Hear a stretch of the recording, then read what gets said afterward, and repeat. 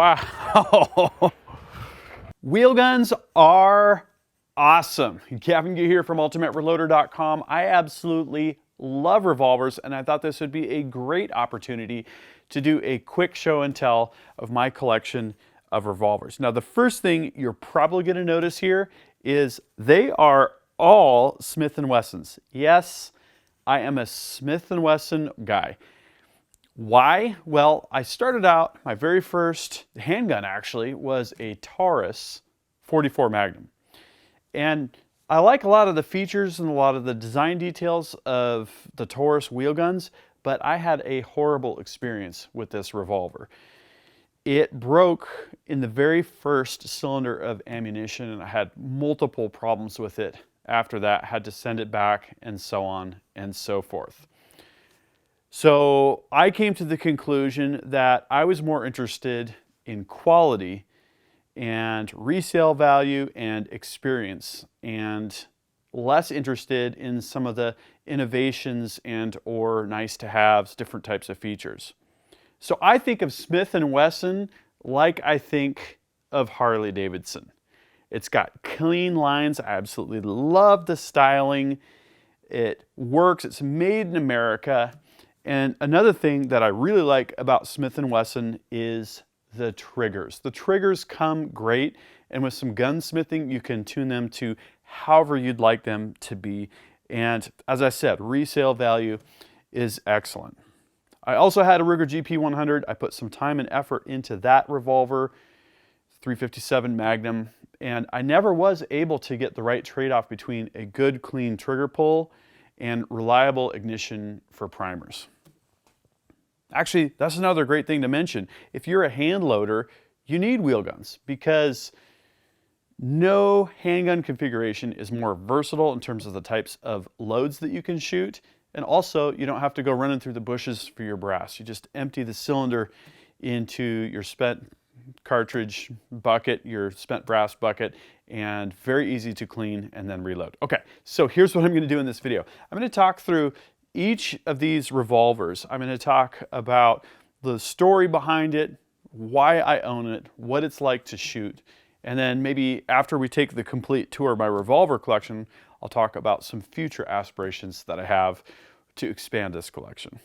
So we're going to go from small to large, kind of mild to wild, starting with the humble 38 Special. This is a Smith & Wesson model 1905 4-screw, and it's got the 1 7/8 barrel. So it's a snub-nose revolver.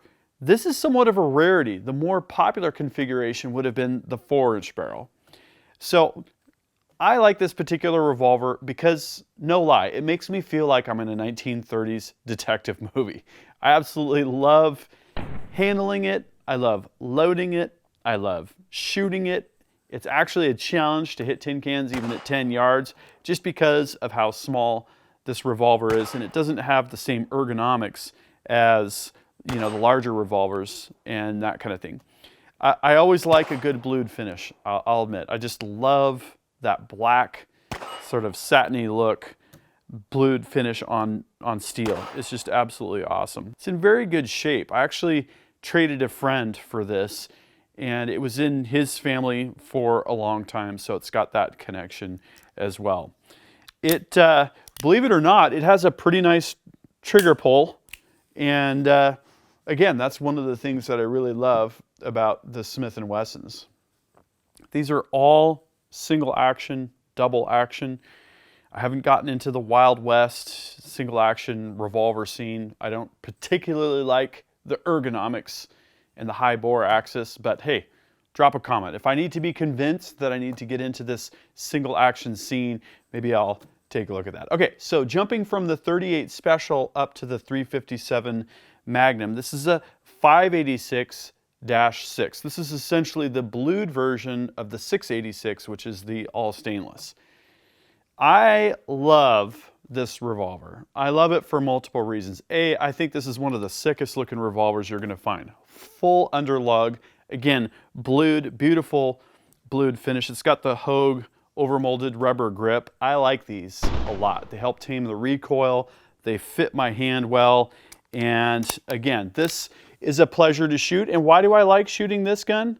Because it's going to do really well with 38 special loads, and it's also going to do real well with 357 Magnum loads. And what I tend to do is I load 357 Magnum brass, typically Starline, to 38 special load levels to prevent crud rings in the chambers. If you shoot 38 specials, that's going to work just fine, but the bullet has a bit more jump, and in that jump area, you're going to get a bit of a carbon ring in there that you're going to have to clean periodically. So I typically load 38 special for my only 38 special, the 1 7/8 model 1905, and then I'll load multiple levels spanning from 38 special load level all the way up to full power 357 Magnum load levels for this 586. What I have not done yet with the 586 is work on the trigger. It's a little heavy for my liking, but I just haven't had time to get around to working that down to where I'm still going to get the reliable ignition that I want, but where I can get the pull weight down just a little bit. Okay, then we have the collection of 3 44 Magnums. I absolutely love 44 Magnum. Just like the 586 and 357 Magnum, you've got a high degree of versatility. 44 special loads all the way up to full power 44 Magnum loads. Great for woods carry, and that's what the 329 PD is all about. This is a super lightweight 44 Magnum, 4-inch. You're going to get good velocity. This is a reliable gun. It is definitely pretty stout with recoil with full power 44 Magnum loads. I shoot 240s typically. I'm going to start experimenting with 300s and up in that kind of weight range, but it's not undoable. I mean, it's really not that bad that you're not going to be able to do it. And if you throw 44 special loads in this gun, you're going to have a lot more fun with it for kind of, you know, all day range action, that kind of thing. And again, loving the Smith and Wesson trigger. It's got the high vis front sight. This is, I think, the ultimate woods carry gun. I tend more towards 44 Magnum in a revolver rather than 10 millimeter in a semi-auto. I do have a Glock 20. It's just my personal preference. Then we have the 629 partial underlug 4-inch. This was my second 44 Magnum. I replaced the Taurus 4-inch backpacking gun with this one. For the longest time, this was literally my favorite gun, favorite handgun to shoot because the trigger is so awesome. It fits my hand. It's incredibly versatile and very, very accurate. The other day I was up at on the lawn by the Ultimate Reloader cabin, and I think I shot 4 out of 5 water bottles, regular sized water bottles filled with water at 90 feet, and that always feels good when you can do that with iron sights, no red dot or anything like that. This is just a good all-around classic gun. Aesthetically, I'll have to admit, I like the full underlug, and I do like the 5-inch version of the 629. It's got great visual proportions. And that's kind of what led me to this 629. Is this really a 629? Yes, it is. This is a full stainless 6-inch full underlug 44 Magnum. Basically the same gun as this one, but with a 6-inch full underlug barrel. I completely disassembled this revolver and had it ion bonded, which is a synthetic diamond finish. So this is kind of cool because it doesn't really look blued. It's more like the slide on a SIG Sauer. In fact, it's the same exact finish that SIG uses for their slides. It's incredibly hard. It's very tough. It's a little bit brittle, so you have to be careful not to impact it with hard objects. Otherwise, you could potentially chip it. But even where the cylinder lock drags there, you can see it's a little bit shinier, but none of it has come off yet. This I have the red dot on. I'm not totally sold on this red dot for this particular handgun because it's a little bit bulky and it feels like the bore axis rides really high with this sight. So maybe if you have thoughts for me, drop it in a comment and I'll check that out. In terms of shootability, I was surprised. The 4-inch and the 6-inch, I thought I'd get a bit of an advantage with iron sights on the 6-inch with the longer sight radius, but I didn't really feel that to be true from the seat of my pants, if you will. This gun with iron sights just shoots awesome. I shoot it awesome, and that ultimately is, I think, the best measure of whether a gun is good for you is, can you hit stuff with it? Is it easy for you to hit stuff with it, or do you have to work really hard? This is very easy for me to hit stuff with. And then we have the 500 Smith and Wesson Magnum 8 3/8 inch barrel with the integral brake and compensator.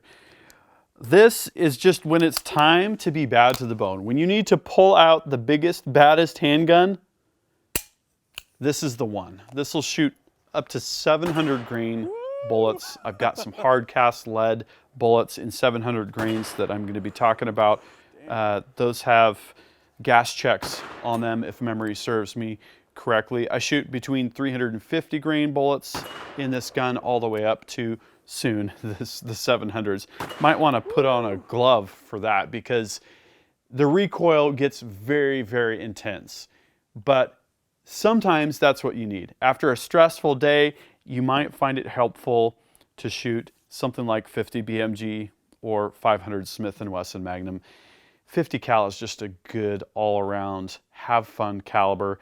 And it can be very practical for Alaskan defense. Say you do have grizzly bear around, or even for large game hunting applications. And I do aspire at some point to do some big game hunting with handguns because I think it would be a good challenge and I think it would just be fun. So that's my revolver collection. Again, all Smith and Wesson. I absolutely love what they do with wheel guns. They're legendary. Where do I want to go from here? Well, I would like to do some builds. And one of the builds I'd like to do would be either a 357 Magnum or 44 Magnum build where I custom profile a barrel and build it for a specific purpose, like big game hunting, something like that. I think it would be fun to do the machine work on a barrel slab or blank of some sort and do the chambering and work the trigger and basically build kind of my dream revolver. Of course, I would also like to just expand my collection. I would like to get some of the other brands, Colt, Dan, Wesson. Do you have ideas for me? Please drop a comment and I'll check out those ideas. But yeah, I'll also add some additional Smith and Wessons over time, I'm sure. From a historical perspective, I love the idea of more World War I era stuff like that. And a K38 Masterpiece 38 Special would be awesome. There's something to be said for collectible guns. I do like to shoot all the guns that I own. That's just kind of the way I am. What is your favorite revolver? Please drop a comment and tell me about why you have that revolver, what you love about it, and what you do with it. Do you hand load for it? Tell us all about it. Let's start a discussion. I hope you've enjoyed this video. If you did, please give it a thumbs up. Don't forget, at the Ultimate Reloader store, I've got Ultimate Reloader t-shirts. I'm on Patreon. You'll find a link, that first link in the video description, that will link to an article that gives a little bit more detail and some photos of these guns. I'm absolutely having fun with them. I've been neglecting wheel gun content here on the channel a little bit, so expect to see more of that in the upcoming months and years. Until next time, happy shooting and happy reloading.